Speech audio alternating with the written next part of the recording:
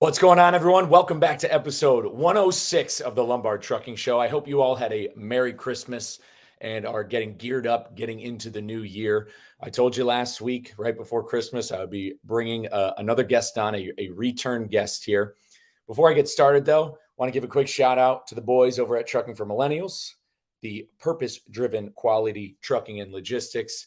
Great team of brokers up there working out of Longview, Texas. So if you're looking to build a solid relationship with a good set of brokers who love helping truck drivers and small businesses and owner operators, feel free to give PDQ a call. Ask for Aaron Dunn. He will help you out. He'll get your trucks moving. I talked to him, showed up at his HQ. He showed me the whole thing out there, kind of showed me the inside baseball with things. Works with honesty, integrity. He's not dogging on carriers. He's not robbing margins, anything like that. He runs a good outfit up there. So big shout out to PDQ. This is unpaid advertisement, by the way. All right. Nobody pays me, not even Zinn. Zinn doesn't even pay me for advertising. I just like to talk about things I love, like fitness, trucking, and cool people. Love talking about cool people and with cool people. And today I got a really cool guy who came on the show back on episode 93. And if you haven't listened to episode 93, definitely go back and check it out. A gentleman by the name of the Interstate Avocado. He's got a great TikTok account, super funny. Now, when he came back on episode 93, he had just left his previous carrier. He was driving for Central Oregon Truck Company, which is based out of Oregon. I've had a couple of their drivers on. They seem to run a good outfit. And like you may read in the description, a soft market has led to drivers' miles getting cut. And this isn't unknown. This isn't, some sort of unknown to anybody. In recruiting, I talk to drivers quite often who this is why they're looking for another job, because their miles have been getting cut. They used to get X many miles, and this is it'll just recently happen. And that's why they're calling recruiters. That's why they're looking for new jobs, because within a matter of a week or a certain day, just all of a sudden their miles are cut, slashed by sometimes 500 to 1,000. So they're calling recruiters. That's what happens. So to any carriers out there, people who work for carriers, just know that if a driver's short on miles a certain week, if he's below 2,500, he's probably picking up the phone and talking to recruiters. But enough about that. I want to bring him back up. I'm going to bring him up on here shortly, but it's crazy. I knew as soon as he reached out to me, we needed to record ASAP, because he texted, he's like, man, we have to talk, specifically come back on the show, because this is back in August, was episode 93. And we're now here. I think he texted me a couple of weeks ago. And essentially, it ended with him saying that driving for this Russian carrier, Russian-owned carrier, almost broke him. And when I hear that immediately, I got goosebumps. I got chills up my spine. The fact that I heard that just driving for this person almost broke him. And we're going to get the full story here. So without any further delay, I want to bring him onto the stage, Mr. Interstate Avocado himself. What's going on, brother? All good, man. All good. Just sitting here chilling. Funny you bring up Trucking for Millennials, right? Because I follow them. I've been following them since I started truck driving, and I actually did an interview with them. I think I was like maybe 4 months in the game, and I reached out to them to do an interview because I was big on like doing my YouTube stuff and whatnot. So it's pretty cool hearing other people talk good about them, because I've always loved their content and stuff like that. Oh yeah, no, appreciate you giving them the love and the shout out. Aaron Dunn and his co-host Michael. They've got nothing but good things to say about this show, and they've got nothing but good things to say about drivers and guys they interact with. They've got some good quality content themselves. They're all about getting the real story. They like talking to drivers. They like talking to people in the industry. And they like, they keep it real. So that's awesome. Yeah, I'm sure. Hopefully Aaron will tune into this one. I know he checks him out. But that's still. I'll have to go back and listen to your get up with them. Yeah, for sure. But I was definitely fresh in the game. I was like, man, I probably less than 50,000 miles, bro. To be honest. Less than 50. See, and they still get, that's the thing. They're not looking. Yeah, they still give you a voice, because and this is what this is the thing. I've had drivers on I've had old school guys on who've been driving 30 plus years, and then the newer drivers, because that's the thing. You need that. That's that's freight content right there. You can't just talk to one certain demographic of driver because that's not the full story. Every single individual story in trucking is different. Everybody's road is different. Everybody's got their own lane when it comes to trucking. And it's especially because, especially with the entire crux of the show with the advocacy, hearing from new drivers is just as important as the older drivers, because what you come to find is the complaints on both sides end up being parallel. Even the older drivers will like to complain about the newer drivers, but the reason why older drivers don't like the newer drivers is because a lot of the issues we talk about in the show with why the turnover is so high. The turnover is so high. The turnover being so high is why the old drivers don't like the new ones, because it's this revolving door and they can't build the same relationships. But yeah, so it's always good. So see, Aaron Dunn will give a voice to anybody. I love it. Right. But let's crazy. You go into like talking about like different lanes and stuff like that, and I think one of the things that has to do with this turnover thing is it really depends on who you drive for. Like, hell, I love driving. I really do. And working for that Russian carrier damn near made me like just want to quit trucking.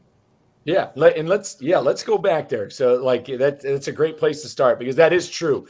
It's just like any job. Like, people don't quit their job, so to speak. They quit their boss, they quit their manager. I've heard that. I've seen that before. Like, people will seek somewhere else when they're not happy where they're currently at, whether it has to do with how they're treated. Like, it's not, you could be making a shit ton of money, but if you're just treated like absolute dog shit each and every 7 days a week, and you're harassed, like, you're going to want to leave. You'll be like, I'll take $30,000 cut and a step backwards just to get out of this toxic place. So let's go back. We go back to August. It was August 22nd when we had recorded, or when the episode at least was released. And so you had just got on with this company. Essentially you were, you said a friend of yours had gotten you over there, and your miles were being cut at Central Oregon. And, not a fault on them. You had left it, clean with them. They're not a bad company by any stretch of the means, but you listened to your friend. You went over to this, I'm assuming this carrier is based out of Illinois. So he's actually based out of Florida. Okay. So he's based out of Florida. All right. I got you. Well, I've met a couple of Russians driving in Florida myself. So there's a promise there of, you're going to be able to get as many miles as you want. You're going to make this much money. And hey, we kind of do some funny accounting with your ELDs, so that way you can get as many miles as you want. And that's where we kind of left off. So what happened from August? Let's walk us up right to right now. Well, August comes around, and by the way, I quit November 21st, so that's about 3 months exactly. Mm-hmm. And I mean, it started off pretty good. So I was going on vacation for my birthday September 11th, and I was leaving for 3 weeks. So when I left for vacation, everything was clean. I had all my money, everything was good. When I come back, that's where so really I only drove for like about 2 months, because 3 of those weeks I was on vacation. Man, I got back and we're having these loads run across Washington State down to the southeast. Got to be there in 2.5 days. What the hell? No problem. Are these team loads? Yeah, team loads, literally team loads. I said, okay, I'm no punk. So here I am, driving 19, 20 hours. And pretty much I was losing myself, because I mean, I was waking up, not even brushing I was literally just waking up, walk around the truck, because I wasn't going to risk safety. Walking around the truck, getting in the driver's seat, leaving. But then I start to realize I'm not making money. What I think it's an illusion of money, because some of these carriers, they don't adapt with times. So obviously right now, we all know the market is bad, whether you in dry van, reefer, flatbed, it doesn't matter what the market is. So he's doing these loads that are literally losing him money. And so I was running, it was a outfit from the southeast to Oregon, Washington, back to the southeast and back up. On those rates going up, those long hauls, we're talking about less than $1 a mile loads. We're talking about $3,000 loads for 3,000 miles. So I really wasn't making money. These were going from Florida back to the Pacific Northwest. Yeah, so like we're talking Florida, Georgia, Carolinas, or even like I took one load into California, from Virginia, from which I had to deadhead like 2 hours east. I can't remember where in Virginia I was, but I had to deadhead over on 64, so like passing Richmond, the 95 corridor, all the way towards like getting towards the bay. And so deadhead that way to come back west for like $3,000. I said, what? There's no way. So you would less see than $1 a mile. You would see the rate cons. You would see the rate confirmations. Yeah, they would send me the rate cons. Now, if you can share this or not, but do you possibly remember which brokers these rate cons came from? Were these TQL? Was this CH Robinson? There was a couple TQL loads in there, but for the most part, to be honest, the TQL loads were not bad. They were coming down from the Pacific Northwest. I would say they weren't bad because they were like about 225 coming down from the Northwest to the Southeast. So about 3,100 miles. But a lot of these brokers would probably be the ones that are double brokering if I had to get my best bet. I can't remember like any one company off of the main, off of the top of my head, but these are probably brokers that like were maybe double brokering loads or trying to take really trying to get their cut, like trying to get a big cut. Yeah, I want to tune into we have a live comment from YouTube. Is that he's asking what the typical rates would be, and I'd say, well, the thing is, I'm not sure what the typical rates would be because the market is what it is. But essentially, what I can tell you is that the average cost right now to run a tractor trailer on the road, specifically a dry van, is $2.25 a mile. Is essentially what people's break-even point is, and so taking those loads. So clearly, this carrier is operating at a loss. That was going to actually be my next question. Was not the brokers, but yeah, did you see any of the loads you were hauling where you maybe had seen they were double brokered? Not personally. So that was like my first time actually. Like I've dealt with brokers before, when I used to drive for like my uncle. So, but I've never like actually seen. I wasn't like into it with the broker, so I wasn't like actually getting the rate cons and stuff like that. So it was my first time, and the only way I know of the signs, I've never had somebody to sit there and sit with me like, oh look, this is a double broker. So I really didn't know, but it sounded like, and then he would always say like, like, oh, these brokers owe me money. That's why I can't pay you this week. These brokers owe me money.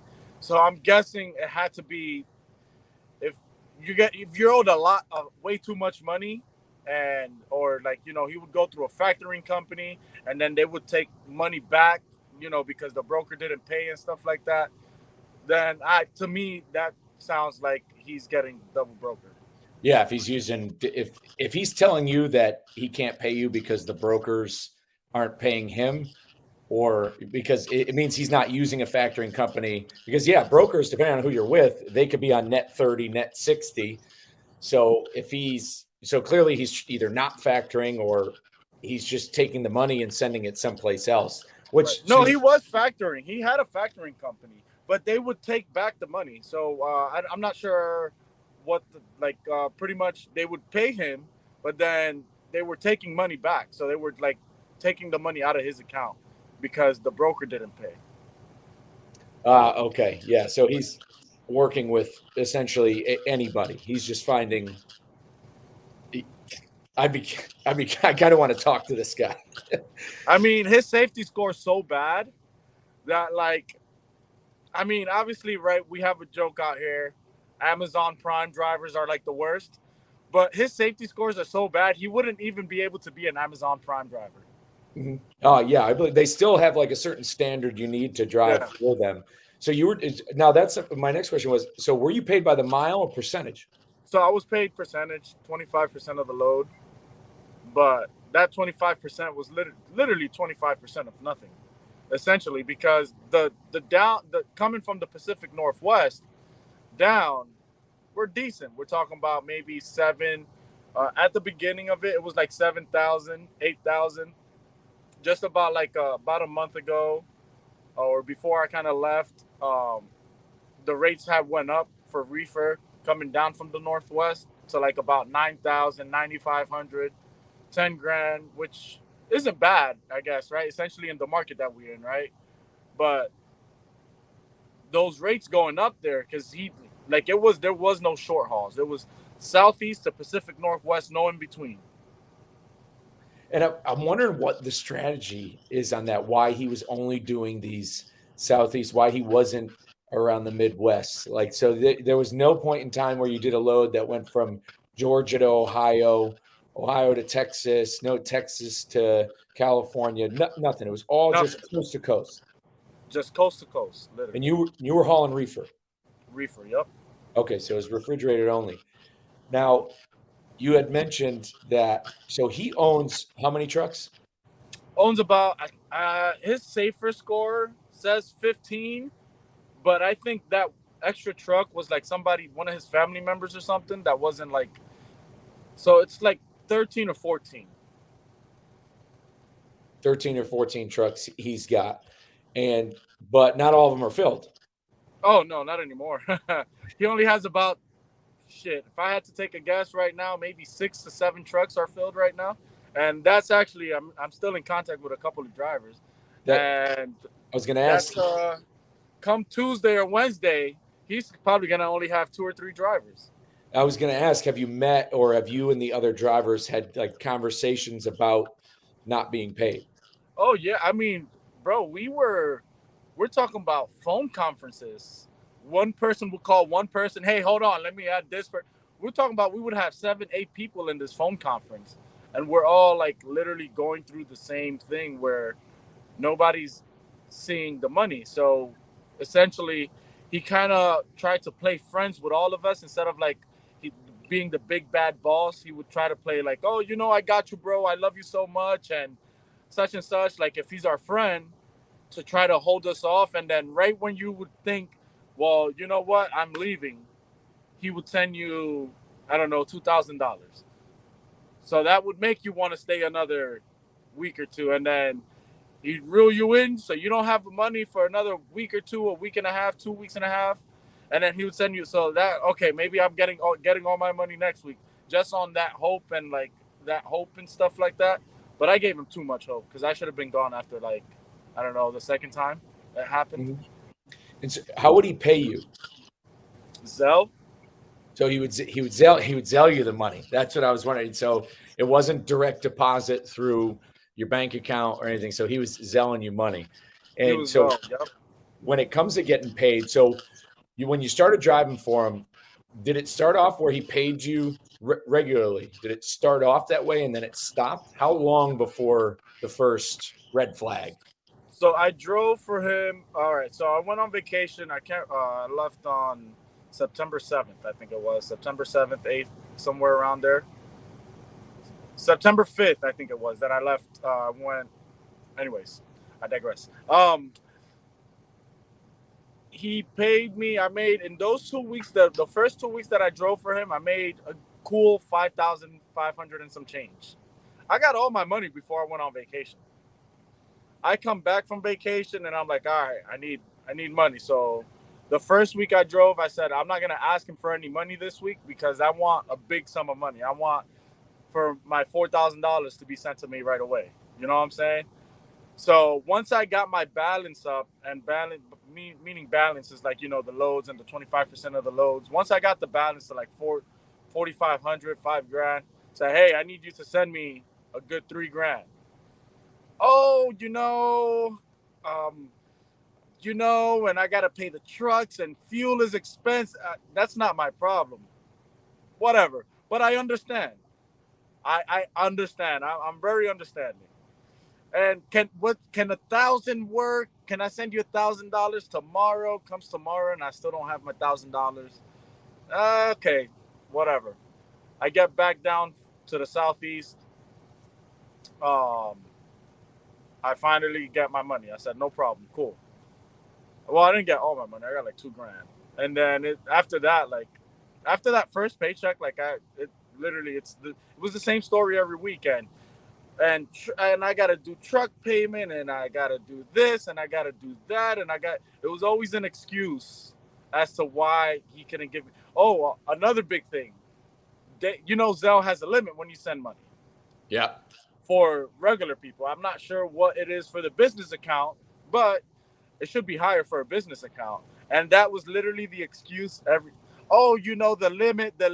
limit, fuel is expensive, the limit, literally every week, every day. Because I was bugging him every day about my money. It's blowing me away but I understand because it's gaslighting. What they kind of do is literally, yes, that's the word for it. Yep, absolutely. Yeah, but you're lured into it because you got a good check to start. And this is a story that I've heard from other drivers, and Justin Martin from Freight Waves, he's heard this same story. That's exactly what they do. You get a fat check and you're good actually on that check for a while. So you'll go 3 weeks and be like, okay, I'll take nothing. Okay, I understand this excuse. And then eventually they just lure you along until it's enough. So that's the thing. He kept giving this excuse of having to pay for the equipment. What type of truck were you driving? What was the equipment that you guys had? So I drove I had a Volvo 2020, I believe, 2020, something like that. But he had an all fleet. Out of the 14 trucks, 13 of them are Volvos. One of them was a clapped out Freightliner, a clapped out 2020 Freightliner that was. I got into it, and just to switch trailers and stuff like that, because that driver had quit on a load because he wasn't getting his money. But when I started, he had just ordered three Volvos. Majority of his fleet is 860s, and then the 3 that he had ordered when I first came on were the smaller one, the 760s. So okay, all sweet. Volvos, clapped out trailers. He had got 3 or 4 new trailers too when I got into the company. And everything is financed because he says, do not pay off anything. Do not use your credit for everything. That's exactly what he says. So he would finance it, but say, don't use your credit for everything. So he was getting newer equipment, which from a business standpoint, from how he operates, is probably a bad idea considering the way the market is, right? Because of the way the market is. So this guy so you ordered 3 trucks while you were there, and this is in the last quarter of the year. He's ordering new equipment, running loads for under $1 a mile. Absolutely. And so have you ever met this guy in person? One time when I picked up the truck. In Florida? Yes, in Florida. Yep. And does he live in Florida? He does. He actually owns 4 or 5 properties in Florida. Really? Okay. So now we're kind of getting into are they residential or from the stories that I've heard, I know of 4. He owns one where he lives. He rents one house out, and then the other 2 are Airbnbs. Another shit market. The only thing that comes to mind, and I'm not sure if it's the trucking company or the properties that do this, but there's clearly some sort of money laundering that goes on with however this guy runs his business. That's what I was thinking. He's cleaning money somehow, whether it be through trucking or through his properties, and he funnels them however they go. And then, because if he doesn't have the money to pay you, because if he's under the same business or something, if he doesn't have the money to pay you, it means he doesn't have the money. Right. It means the money's not existent and it's not even there. He's either sent it back to Russia and maybe he's paying for his boys to fight in their war or something, or it's going to the mafia. It's going somewhere, but it's not going to drivers. It's not going to the drivers. Absolutely. Yeah. Now let's go on from there. So the equipment is still kind of newer, which is a reason why people would also stick around. If I'm completely ignorant and I don't know any, say I'm I'm a novice driver. I've been driving for 3 months. This guy says he'll hire me, something like that. Not calling you a novice when you signed on by any means. I don't mean that as a slight, but say I get sucked into this. I see the equipment. I'm okay with it. But then come the ELD thing. So he runs. It's now you had mentioned that he owns the ELD company, or it's somebody. What So ELD? I don't think I remember you mentioning. You said that you think they own the software. Well, first things first. The equipment was new, but the equipment was shit. Get that right off the bat. The equipment was shit. But regarding the ELDs, so the app that I was using when I was working there was as basic as it gets. What was it? ELD for trucking. That's literally the name. That's literally the name of the thing. ELD, the number 4 trucking. And I'm talking about, it's a regular ELD. You get on your phone, whatever. But you need more hours. You call up some number. In this number you call is from Illinois, in the Illinois area. You call this number. And they get whether you need more driving time, whether you need a 34-hour reset. The only time they wouldn't mess with your logs is if you just had a recent inspection done. So I got pulled over like 2 or 3 times with this guy. And anytime I would have got pulled over, that I would call like, hey, I need more hours. Oh, well, we can't do anything because you just got an inspection. But as long as you didn't get no inspections, no nothing, because obviously we're out here dodging way stations and all that stuff and going around and driving at night, or just literally just see you later. You know what I'm saying? They would fix it. If you needed a 34, man, it was some sketchy stuff. One time they put like a co-driver on my truck. So pretty much I picked up this guy in, like, I don't remember, somewhere, I don't know, Alabama or Mississippi. So I picked that guy up down there. I can't tell you the name because the name is John Doe from Tennessee. I don't know. You had to I pick picked up this guy up in Mississippi, dropped him off in Nebraska. Wait. You picked up a driver? Yeah, I picked up a driver in Mississippi and dropped him off in Nebraska. And that's how I ended up in Nebraska.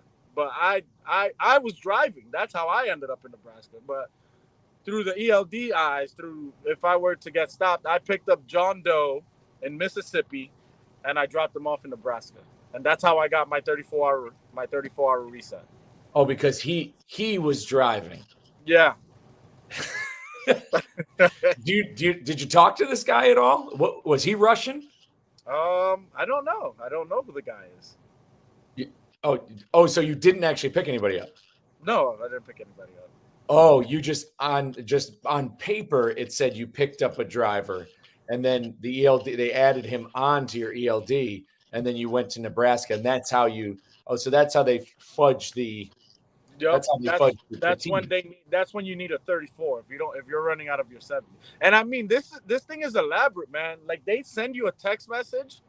You picked up John Doe. You picked them up in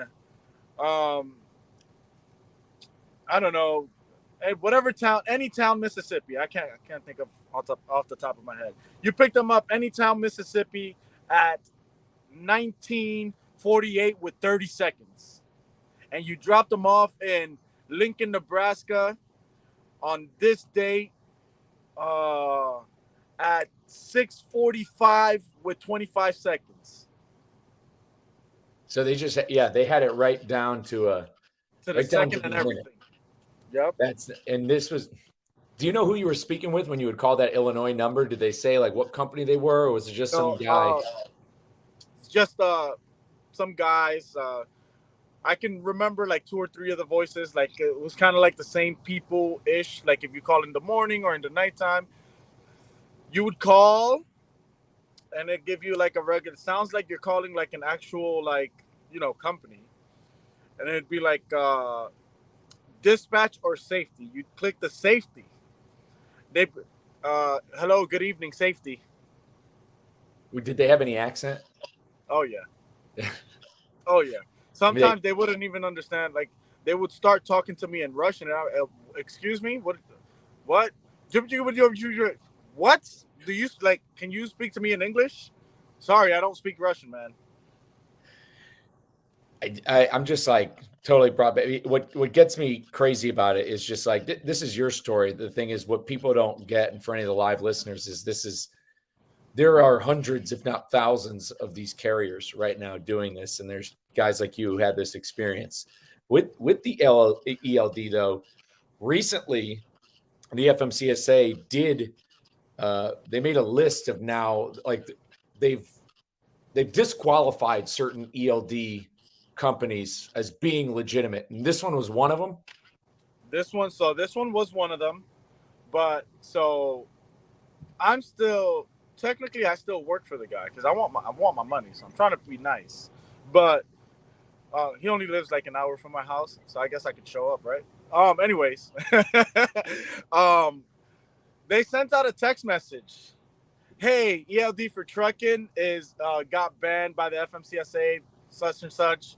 You can keep your ELD, the plug-in device that you plug into the computer or whatever, to the OBD port. You can keep your device, but now you got to download Columbus ELD. So they sent you the name and everything, and it's literally the same exact program, just a different name. Oh, so they just it was the same thing, different name. And that I was gonna say, did this happen while you were still driving for them? So it was the same thing. I think I was either already at where I'm working at now, or I was like at home. But so I think what I think they had to do, what I think they do is they kind of have these backups, right? So I think of it maybe like a TikTok page or a social media page. You know, a lot of like, especially on TikTok, you can go report somebody and get their page taken down. So, but you have a backup and a backup and a backup. So I guess they have these companies, right? These ELDs that they just kind of have already up and running, but nobody uses them, just so they could get them certified with the FMCSA. So when one falls down, they don't have to try to fight it. They just let it go and bring the next one in. Yeah, which that's the thing that, and we had talked about this at F3 in Chattanooga, and we talk about this a lot in the Lost Freight Discord.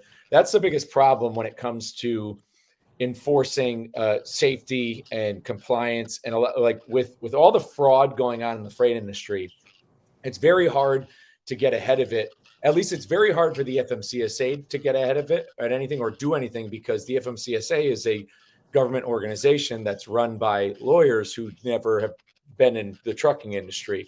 And when it comes for them to either make rules or something, whenever it comes to them to actually, if they wanted to solve this problem, they can't get it. They'll go.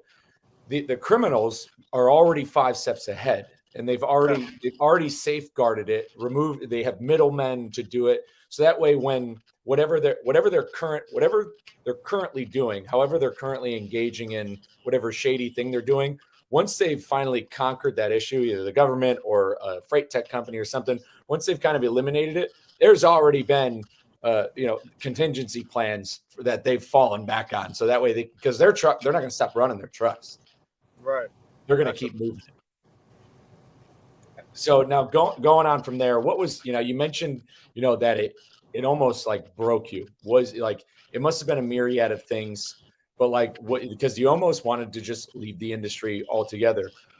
Kind of when did that cross your mind? When were you like thinking about it? Like, man, I got to get out. So, like I said, man, I love doing this. I mean, obviously I'm in it for the money, right? Which is, I don't know, maybe not good right now, but I actually enjoy what I do. And I've never enjoyed doing anything as much as I enjoy driving. But here's the problem. I'm also not going to do it for free. As much as I love driving across the country and around the world and whatever the case may be, I'm not doing it. Like, I'm not a millionaire to do it for free, right? So, I mean, we're out here I'm talking about driving 16, 17, 18, 19, 20-hour days, 24-hour days, just straight. And I'm not getting no money from it. Like, that's, like, where's my money? I want my money. So there's, like, I lost myself as far as, like, just even wanting to wake up and brush my teeth or wash my face or whatever the case may be. And I'm doing all this driving and this driving and this driving, but I'm falling behind on my bills because I've already used up my reserve funds to cover my bills while I'm still waiting for this money to come in. And what so it's like it's not a good feeling, man, when you're just out here driving for like, if anybody ever thought they were driving for pennies on the dollar, go drive for a Russian, and I'm pretty sure you're really gonna be feeling driving pennies on the dollar, because you're gonna be like $1,000 a week. I mean, I don't have a ton of bills, right? So I'm not married. I don't have no kids. I don't own a house or nothing like that. It's just me, my car, and my phone, whatever. So I don't. It's not like I need a ton of money, but I was barely being able to pay for my car or pay for my insurance. Like, I going through my credit cards. Like, it was like literally crazy. No, that'll rack up on your mental health. And there was a gentleman I had in the show not too long ago. Calls himself Xbox, another kid I met on TikTok who's a newer driver. And yeah, and with him, he's a little bit different. He has a wife, a kid, younger guy. And I mean, that's another, you say, for example, I mean, paying your bills, like, even at a company, even at like a large carrier where they offer benefits and everything like that. But after those benefits, your weekly check could sometimes be less than $600, and you're working 70 hours, and these people aren't screwing with your logs. Yeah. When like what it does to your self-worth, and like as much as you love it. And that's the most important part, is like, for anybody listening, this guy loves driving, and most people who truck love trucking. And I'd be remiss to say that I don't long for being back on the road. I was thinking about it today. It's chilly in Texas. I've gotten so used to suffering. I want to be in Iowa going for a run in 25 degrees right now. That's what I want to do. It's gotten in my blood. It's in my blood. And that's how most drivers feel about it. But that's the craziest thing, is even you who loves what they do, that there are still enterprises in this industry and criminals who will do anything, to the point to where you almost left, to where you love something so much where you're like, I just can't do this. I don't think I could do it at all. Right. And that, Right. yeah, and I mean, that's powerful. It's nuts. But so what was the final straw? How did you quit? So I pretty much it was before Thanksgiving. There was the week before Thanksgiving. I think it was like a week and a half. I was down in South Florida, and the dispatcher, which who no longer works for him, and he owes like $8,000, but whatever. The dispatcher calls me. He's like, "Yo, bro, I got this load for you to pick up. It's a two pickups in Florida or whatever." And I'm like, "Okay, well, I'm going home." "Oh, well, you got to talk to him about it." "Okay." Called him. "Well, I'm going home. Where's my money, bro? Like, I need money." Then he starts getting into the gaslighting stuff. "Oh, but and I love you, and that, but bro, I don't care what you're talking about right now. I want my money, bro." He's like, "Well, what if you pick up the load and then you go home?" I was like, "If you send me my money, I'll pick up the load." Yep. He's like, "No, I'll send it to you tomorrow," or this was like on a Wednesday or Thursday or something like that. I said, "All right, whatever. I'll pick up the load, but I want my money. If you don't send me my money, I'm not leaving my house." So I took the truck home, which I never took the truck home. My car used to sit at his yard or whatever, which is whole nother story. I mean, you got 14 trucks and you're only paying for 2 parking spots, so drivers can't even park at the yard. But so anyways, he's like, "Yo, I'm gonna send it to you Friday. I'm gonna send it to you Friday." I pretty much, if you don't send me my money, I'm not going anywhere. I just so happened to have my money in there that weekend, so I ended up leaving like Saturday morning. But then after that, get back up, and I'm like, "Bro, I need money. Like, I need money, bro. I need money. Send me all my money. I'm in the Northwest. Nothing. All right." So I'm like, "All right, I'm good. I'm quitting. Like and at this point, I didn't have nothing lined up.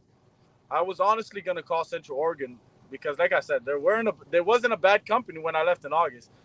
You know what? I'll take a hit. Screw it. It's gonna at least I'll have a paycheck every Friday. I don't know. $500 is better than $0. You know, which $500 is not what I. It was. That's not. I was making way more than that. So there's not. But so I said my dad had just got surgery, and I'm like, you know what? I'm still gonna try to get my money out of this guy. Let me see if I can maybe make him feel bad, right? Oh, listen, man, I fell down some stairs on Thanksgiving. Like, I fell down some stairs. I had to go get surgery. Send him a picture of my dad's foot in a cast, and he's like, "Oh man, get better." And then he actually texted me like 3 weeks after said surgery. And I said, "Oh well, I'm taking off the cast now." And meanwhile, I'm actually sitting. I was sitting at the shop for this company I'm at now because I was getting something fixed on the truck. So I sent him a picture of like the stitches because the cast is off now, getting the stitches. He's like, I'm sorry to ask, but when are you coming back? Because we need you. We really need you. Um, bro, I don't know. Another 3 weeks. Whenever I get my money. Okay. I'm gonna try. I'll try. I love you. You know I love you. Feel better. Then he actually I text him. Then he texted me like a couple days ago. I'm like, it's like anything yet? I'm like, oh well, I actually just got the stitches off. I told him I can actually start walking soon. I'm gonna go to therapy. Bro, I need my money. I need to pay my bills. Okay, bro, I'm gonna try something for next week. But my thing is, I don't think that guy has any money. No, he's definitely he's definitely giving it away, or it's going somewhere. He's cleaning it. He's sending it back to whatever crime syndicate he's affiliated with. But what I think is really funny is so he doesn't even know you're driving for somebody else. No. So Nope. he's still under the predisposition that you're still his driver, and he's waiting for you to come back off of. Right. Because I don't. So my TikTok, which I don't have a lot of followers. I don't know, maybe like 4,000. So it's not a lot, right? It's not very big. I kind of just interact with the same people. I don't ever tell anybody about it. My YouTube, which I haven't been posting videos yet, but I don't really tell anybody about it. And all my social media, my personal social media, because I have my avocado side and then I have me as a human being. I don't have anything attached to my phone number. I don't like, how you can go and contacts and this and that and that. But I follow his Facebook because he's out here putting up ads that he's paying these drivers on the marketplace for $2,300 a week. I go and I report those pages because that's a scam. He's scamming people. And I'd be damned if I'm going to do everything in my power to not let somebody come over here and be scammed. Yeah, I see those. I see similar posts a lot in Texas CDL driver pages. You'll always see a post from somebody, and it'll be from. You'll go to their profile too, and their profile is brand new, and they're saying, "Hey, hiring drivers for this, we pay $2,500 a week," and people will comment with like laugh reacts and be like, "This is a scam." But speaking of, so you reporting some of his ads. Have you reached out to the FMCSA? Has anybody reported with this guy? Because clearly he still has trucks and he's driving and he's operating as a carrier and he's hauling freight with drivers he's not paying a fair wage and he's 1099ing them, zelling them paychecks. Has anybody tried to, are we trying to go after this guy or what? So while I was still working for him, right, there was this one guy, cool guy from New York. He owes him about $4,000. He called me because he wanted me to like be like a witness or whatever, and I said, yeah, I don't mind. But he went the federal government route. So he went to what is the Department of Labor or whatever, and I mean, being honest here, going to the government, the federal government at that for anything, it's gonna we're talking about years. So I said, all right, well, I went a different route. So I actually made a complaint with the FMCSA. And then I told my buddies, two or three of them, to go file a complaint with the FMCSA. And my thought behind that was, if they just see one, they're probably just gonna be like, okay, we'll get to it when we get to it. It's another federal agency, so what I mean, so maybe they see three or four within the same time, within a month time frame, and maybe it'll change something. I don't know what it's done, but I did. So with the FMCSA, I I filed a complaint on the carrier themselves. And then I also filed a complaint, because you can file a complaint on the ELD manufacturer, ELD, whatever company or whatever. So I actually filed a complaint on the new ELD. And I literally just copy and pasted the same text message they sent us. ELD for trucking is not Columbus Trucking. Download that, and you can, and whatever. And then I sent them the number that we called and everything. So my next steps are, to be honest, I'm thinking about contacting the state of Florida, to file a complaint with his actual business, with his actual LLC in the state of Florida. That's my next step. Yeah, because I'm curious, and you could probably look this up, because I'm curious either the state of his LLC, if it's considered active, but also at the same time, I'm trying to think, because here's what I'm wondering, because he says you said you got 2 DOT inspections while you were driving with him? I got pulled over. Yeah, I've gotten pulled over twice. I got pulled over 3 times, but At a scale house? no, pulled over like roadside. Really? But 2 of them were random. The third one, so disclaimer, I'm not a person who uses my phone when I'm driving, but I just so happened to be, I had the phone in my hand, which I'm not gonna, I had the phone in my hand. I was able to finagle my way out of getting myself a citation. So I didn't get a citation, but the company did. So, which it is what it is. My life. The good thing I can say, I was wrong by having the phone in my hand. I'm not gonna lie. You know what I'm saying? I don't like when other drivers do it. I just so happened to have my phone in my hand. I don't remember what the hell I was doing. Couldn't have been important. It wasn't that important, obviously, right? So, but the two actual times I got pulled over in Tennessee. I remember at 2:53 in the morning, because I had a mud flap fall off of the trailer, and the guy pulled me over for a roadside, and that was the first time I got pulled over with him. And I was actually pretty scared because of the whole ELD situation. Like, it's always a crapshoot when you get pulled into the chicken coop or whatever it is. It's always a crapshoot to whether or not, if they want to find something, they can find something. So I got a violation for the mud flap, and then the second time was, I can't remember. I can't remember where it was. I want to say it was probably like Mississippi or Alabama or Georgia or something. I don't remember. Now, with what you're getting pulled over, and that'll happen with mud flaps, is, but what I'm saying, they wanted to see your insurance. And so was the insurance on your trucks, was it valid? Because what I'm curious is how this guy kept his insurance valid with such a deteriorating score.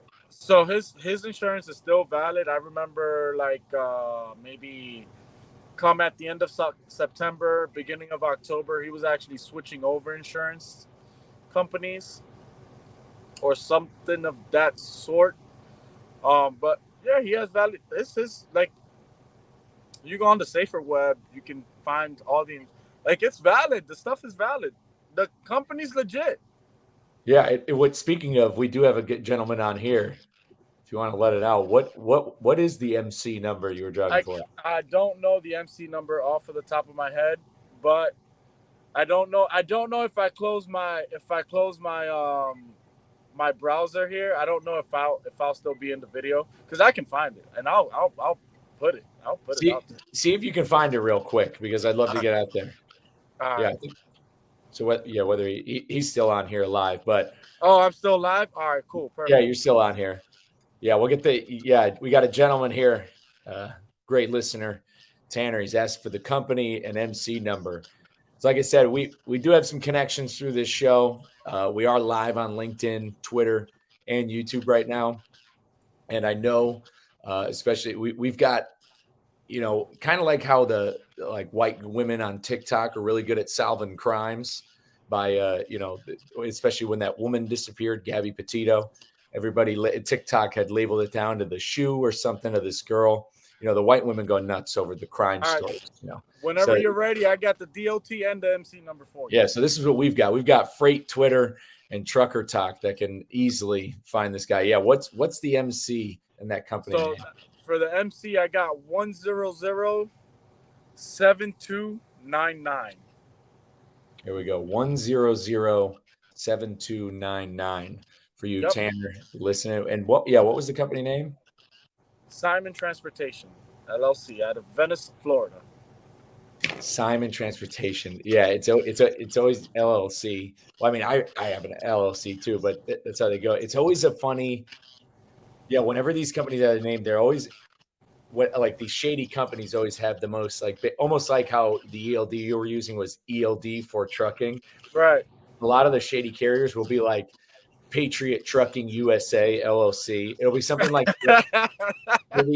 it's always something like yeah, it's something like super corny to make it sound like they're like this American trucking company, but it's like right. you can tell it's just like so fraudulent because nobody's after a last name, but like Simon, yeah, like Simon Trucking LLC. It's just very like because normally you want to have a good name, like it's your company name, but they're just trying to pick something that maybe this will fit in, or maybe this will pass the litmus test of Right. of non-fraudulent stuff. But I think the coolest part is the fact that you just like you told them that you had surgery to get out. He said thinks you're on like this kind of medical leave. But yeah, that's how it's funny. We talk about this on Twitter, how these Eastern Europeans like to talk with people. They always call you brother, I care about you, sir, I love you. Like I do good work for you. I will help you out, especially when it comes to the double brokers. They're always like, I'll find you very good load. Like you mean so much to me. It's like, yeah, they speak with this like, yeah, from this point of like wanting to be your best friend, and that's how they grift. Absolutely. And I mean, I have like, I guess you know how you can like if you type something on an iPhone. He has an iPhone, right? Because the blue bubble, right? So when you type something on an iPhone, you can like make it like type something else. So I guess when he types bro, he automatically put like the hard eyes emoji and everything. So like when he types bro, it comes up with like hard eyes emoji and like sends little hearts here and there. Like this dude, like it's professional, bro. I don't know if he's a professional truck driver, but he's definitely a professional gaslighter. I tell you that. Yeah, and a grifter. Here we got somebody looking in right now. He says insurance is with a risk retention group, aka the worst type of insurance, and it'll expire in a month, January 28th, 2024. Which that's what I was going to say. He must switch insurance just like how they have the ELD backups. That's the thing. They must work with these shell type insurance companies. Yeah, like a risk retention. It's risk retention insurance from what, and I'm not an insurance guru. My brother works in insurance law. He probably knows this a little bit better, but like kind of like if you get a DUI, like if you're a four-wheeler, like a regular person, if you get like a DUI or too many DUIs and you lose your license, then you get it back. Like there's only essentially one insurance company that you work with. And I believe that's risk retention. And that's essentially what this guy's got. I can't wait to go look up his, the safer score now too, with that number. But man, I am just number one, first and foremost. Yeah. Like whether you having your phone in your hand, I mean, I've changed, like I used to keep my phone on the vent and I would click next on my Spotify song or something like that. But other times my phone, if it was in the slot next to driver's handle, I've taken it and thrown it on the passenger seat. So, I mean, that happens. There's definitely not a knock on that. It's not like you're like that, because trust me, I've been passed by many people who are driving white Volvos and stuff, similar cars to you, and they'll be driving, and it'll be some guy with the phone up like this as they're driving, going 75 in the left See, lane. like I had and the thing was, it was on, like, I had the mount on the truck that I'm driving now. The truck that I'm driving now, I don't have a mount for my phone, so I kind of just, like, I put a playlist and I just let the playlist rock, and I leave my phone on the passenger seat because I can't really find anywhere to put a mount that's convenient because of the site of being in a W9. But on the Volvo, the site's okay, so I had it there. But for some reason, at that time, that day, I did have my phone in my hand. I don't remember why. I don't ever fucking do it. So the fact that I actually had my phone, and it just so happened, man, it happened so crazy because I'm literally like this, right? I don't know what I was doing, but it wasn't like up here or nothing like that. And I looked to my window because I'm still paying attention. I just happened to have the phone in my hand at the time.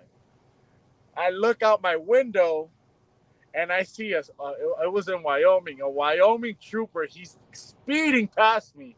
As soon as he gets to the window, I guess he looks, he sees that I have the phone. He slammed on his brakes. I literally just dropped my, I've never done anything so quick. I just dropped the phone, put my hand on the steering wheel. He's like, oh, you got your phone in your hand. But so one thing I do take pride in, I have a clean license. I don't have no tickets, no citations, no nothing that, I'm a reckless driver or anything like that. So I guess, he ran my information. Obviously, all that comes up, right? He's like, I'm not going to give you a ticket. He told me just like that. I'm not going to give you a ticket. I'm not going to give you a citation. But I'm going to give a violation to the company. You can do that because I'm actually out of here. You do that. Thank you. Man, thank you so much. And when he asked me, like, what were you doing? I'm messing with the ELD. I just had to make sure it was working or something like that. And when he went to go send himself the logs, it gave him a little bit of a trouble. So it kind of like corroborated my story. Yeah, validated it. Yeah. Well, no, that's good, man. But I can't tell you. I'm just glad you're okay, because this could have gone a lot of different ways. Say you stuck around. Say he ended up feeding you a little bit more money. We've had a woman on this show before, Desiree Wood. She runs an organization, Real Women in Trucking, and there are a lot of stories of what happens eventually in these cases. Is it starts out good, and then eventually you will be doing a reset somewhere. You will have to take time because you're burnt out, because you physically just can't drive for 20 hours a day. You do 20 hours. It's just not possible. And then you're in a hotel room, and then eventually that other driver will come and take the truck, and guys are abandoned throughout the country. That's the other side of what happens with some of these people, is that the truck gets taken, drivers get abandoned. So, I mean, or they get threatened. I mean, I had a friend of mine on the show, his nickname Skippy, Shannon Towell, a great dude. He had a similar experience with an Eastern European individual, and that he was threatening, like he was very threatening to him. So I mean, it goes, and they prey on people, and that's the thing, is who they prey on are people who want to work hard. That's the saddest part, is they're not preying on people who want to work hard, want to make an honest living, want to do the right thing, are willing to go out for 3-4 weeks, 3-6 weeks, whatever, at a clip, who it's in their blood. And that's, and in a perfect world, if I'm the Russian guy, I'm doing everything I can to hang on to guys like you, to where if you want to run like that, and especially at a time where the market's soft, but you're still saying, I'm going to stick with it. And but it just goes to show, this is how fractured the industry is, how much of a problem it really is, and what it does to not only the freight market, because because rates are what they are, because you have, freaking Vladimir taking 98 cent per mile loads up to the Pacific Northwest. So there we go. There's your cheap freight for a lot of the carriers out there. Uh, and then and then they're treating people like garbage. So it affects the driver turnover. People leave the industry once again, and then it's affecting the freight market. I'm just glad you're okay. And now you seem to be with a good outfit. You're in a fucking W-9. You can't beat that. Now you're king of the road. Right. I mean, yeah, bro. So it was just like I literally went home when I went for surgery. I didn't have a plan, right? Normally, I always usually have a backup plan of, okay, if this doesn't work, what am I gonna do? Or In this I case, went, get out. I didn't have a plan. I said, you know what? Let me go home. My buddy had just started into, he just had got like his tankers. He's like, bro, go get your tankers, and maybe you can find running a tanker. I said, you know what? I went and got my endorsement, my tanker endorsement. I said, well, let me find something. And I was just looking and looking and looking, and I'm not gonna lie, the rate per mile here where I'm getting paid at, it's not the greatest, right? But I needed something, and I was literally, um, when I left Central Oregon. I left on such a good note that I could call them back up and be like, hey, this is Eddie. I'm coming back, and it wouldn't have been a problem, because they actually had reached out to me if I was interested in going back. But I was like, maybe I want to try something new, especially since I live on the East Coast. They're all the way out there on the West Coast. Maybe I can try something, maybe closer to home or something like that. And I said, well, let me go try this company. I came over here. I didn't know what my cents per mileage was. I didn't call a recruiter. I didn't call. I didn't try to find it for. I said, you know what? I filled out the application. I called, I don't know, the next day or the day after. Or it was Thanksgiving weekend. I filled out the application like maybe that Friday or Thursday. I don't remember. He's like, well, we're not going to get to you now because of the fact, it is Thanksgiving. So, all right, cool. I called on Monday and like I said, I really appreciate the fact that I do have a clean license, and I take pride in that, because not a lot of people can say that they have like a spotless license. Oh, okay. Let me run He ran my MVR while I was on the phone. Ran the MVR. Oh, okay. When can we set you up for orientation? When do you want me to go? Like when? Like you want? I will drive. They're out of Alabama. It was only a 10-hour drive from where I live. I will drive my car right then and there, right today. I will leave today. When do you want me to go? Well, you got to go get your drug test. Okay, cool. I went and did my drug test. Went out there. And I didn't know what I was getting paid until I was sitting in that orientation room. I said, What are we getting paid anyways? I'm not gonna tell you because then, but it's not great. But so It's better than far, it was. But yeah, it's consistent. So even with the holidays coming around, I mean, we've had, I don't know, Monday we just had Christmas. And it's consistent the 3 weeks that I've been here. well, no, that's all you can ask for. But it just goes to show once again, like that's how bad it got to where you just needed to get somewhere where there was a paycheck. Like you didn't even want to ask for the pay, ask for this, ask for the home time. That's just like where you were at mentally, and I think that's a picture that needs to be painted for people. Is that mentally, that's exactly where you were at, where it's just I needed to get out and get to a place. And hey, I can tell you just from my side of things, from what I hear, flatbed in the winter is normally the soft time, especially, and in the center. And like I said, a lot of people's pay is getting cut. That's the name of the game. But are you in a better situation than you were? 100%. Kind of before we wrap this up, give some general advice out there to any driver, anybody who's going to listen to this on if they're thinking about doing business with some of these people, with the Russians. You got we just need to make a really good statement on what's going on out there and what just to literally don't.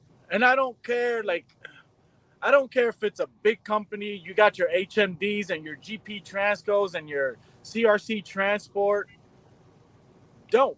literally, I'd applied for CRC Transport, the car hauling out of Pensacola, Florida. I applied for them, found out they were Russian. I pulled my application. Fuck that. I'm not. Just don't do it. Don't do it. Whether it's HMD trucking out of one of them cities in Illinois, don't like as you might find a couple good ones. I'm not saying they're all bad, right? You might find a couple good apples, But there's but trends. That's the thing. Is that there's trends. there's trends, and I'm just don't even set yourself up to be in a position like literally that position that I was in.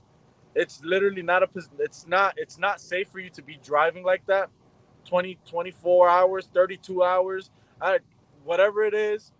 You're the weight the to be driving with your mental state like that, like, oh my god, my bills are coming up, I've already ran through my savings, this, that, the third, like it's not safe at all. Just and like just don't like a lot of people will drag on Swift or Night Swift and Night Swift US Express because they're all like one whatever now. I'd rather go drive for Night Swift US Express or Pam Transport Trans Am or whatever one of these mega carriers before I will ever step foot. Ever. And I mean this with like from the bottom, ever step foot in a truck that's owned by an Eastern European Chicago, Illinois style carrier. Like it's not safe. It's not. The equipment is shit. Your mental health, which is probably one of the most important things, the turnover rate is already high as it is. You get into one of those trucks and you're just looking to become another statistic about quitting trucking. It's literally what's going to happen. No, that's good, man. That's powerful. It needs to be said. I said it before we hopped on here. One of the reasons why I do this show, one of the reasons why people have enjoyed listening to parts of this show is that we're not going to skirt the truth. We're not going to hide it. I mean, this is just the facts from it is, because we could skirt around this all day, and people within the freight industry could skirt around this issue all day. But we like, the only way to hear it is from the actual drivers, the ones who are doing it, living it, and we can't hold back. And I said this on the episode I recorded with the executive VP from Megan Earhart from Relay. She even said this too. She said truckers are honest, and that's the thing. Some truckers always have their stories, like they've always caught the biggest, like the fisherman who had the biggest fish that got away. We know truckers embellish things, but when it comes to what's actually going on in that, like, there's no reason to believe that you're inflating this story or what went on. It's the honest truth of what's going on out there. And I can't appreciate the candidness, because stuff like this needs to be talked about, because even you just said mental health. That's probably the most important thing, where not only are they not getting paid, people are not getting paid, they're running cheap freight, they're running bad equipment, their scores are bad, is that the driver behind the wheel is now in a mental state, you said, where it almost broke you. So we have drivers right now during the holiday season who are driving next to families, children, 16-year-olds, whoever, and they're driving in that mental state. That's a safety hazard. A mentally unstable. I'm not calling you mentally unstable, but in a certain point in time, you were feeling mentally unstable, which is a risk. Absolutely. I mean, I'll tell you myself, I definitely was mentally unstable. Like, I mean, I'm not like, I don't ever have like those suicidal thoughts or anything like that. But one of these, like, if it goes on for so long, what's stopping that driver? What's stopping that driver from taking the truck and going, and just saying, Yeah. you know what, I'm screw it. I'm done. Just take the truck and going about his day, into the lagoon or wherever the hell he's at. You know what I'm saying? Like, it's such a toll. It takes such a toll on the mind, on the body. I mean, before I started there, I was working out every day. I had my little resistant bands, and I was going out for my little walks and stuff like that. And then that literally, and once you get out of that habit, like, I'm just now starting to get into that habit again, like, of like, flossing my teeth before I go to sleep and washing my face and making sure I'm all neat and upkept and just doing stuff that I like for my well-being. You know, going out on the walks, on going around the parking lot, a couple different, you know, for 30, 20 minutes. Like I literally enjoyed doing that stuff, and all that stuff literally just came to a crashing halt. Yeah, man. I'm glad to it's that's the other thing. The other half of this thing is when you drive so much, yeah, it takes more time away from you being able to do the right thing from your body. But I'm very happy that at least for especially for right now, it definitely has a happier ending.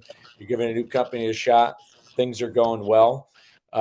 Dude, I can't appreciate you enough for coming back on. Hang out in the studio. We'll I'm gonna bring this one home, hang out. We'll chop it up after. But man, thanks for coming on. We'll definitely have you on again too, especially Oh yeah, because we're gonna follow up on this MC, and we're gonna try to get to the bottom of this because hey, I mean, I know this is a multi-pronged. There's multiple heads to this snake out there, but gotta start somewhere.